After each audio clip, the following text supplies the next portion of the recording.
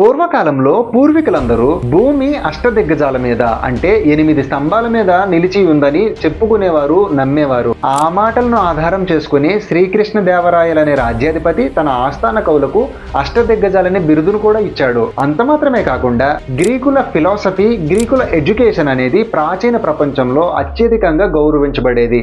అలాంటి గ్రీకులు కూడా భూమిని అట్లాస్ అనే ఒక మహావృద్ధుడు మోస్తున్నట్టు, అట్లాస్ అనే వృద్ధుడు భూమిని మోస్తుండగా హెర్క్యులస్ అనే ఆయన బంగారు యాపిల్స్ కోసం ప్రయాణమై భూమి అడుగు భాగాన్ని నిలిచి భూమిని మోస్తున్న అట్లాస్ వద్దకు చేరినట్టు, అప్పుడు అట్లాస్ భూమిని హెర్క్యులస్ పై మోపి హెర్క్యులస్ కు కావలసిన యాపిల్స్ కోసం అట్లాస్ ప్రయాణం చేసినట్టు చెప్పుకునేవారు. ఇలాంటి కథలు మన దేశాన్ని కూడా తాకాయి కనుకనే నేటికి కూడా అట్లాస్, హెర్క్యులస్ అనే పేర్లతో సైకిళ్లు తయారు చేయబడుతూ వాటి పైన అట్లాస్ అనే ఆయన, హెర్క్యులస్ అనే ఆయన భూమిని మోస్తున్నట్టుగా సింబల్స్ కూడా ఉంచుతూ వస్తున్నారు. కానీ క్రీస్తు పూర్వము 1400 సంవత్సరాలలోనే భూమి శూన్యంలో వేలాడుతూ ఉంది అని బైబిల్ చెప్తే దానిని అంగీకరించిన వారు ఎవరూ లేరు.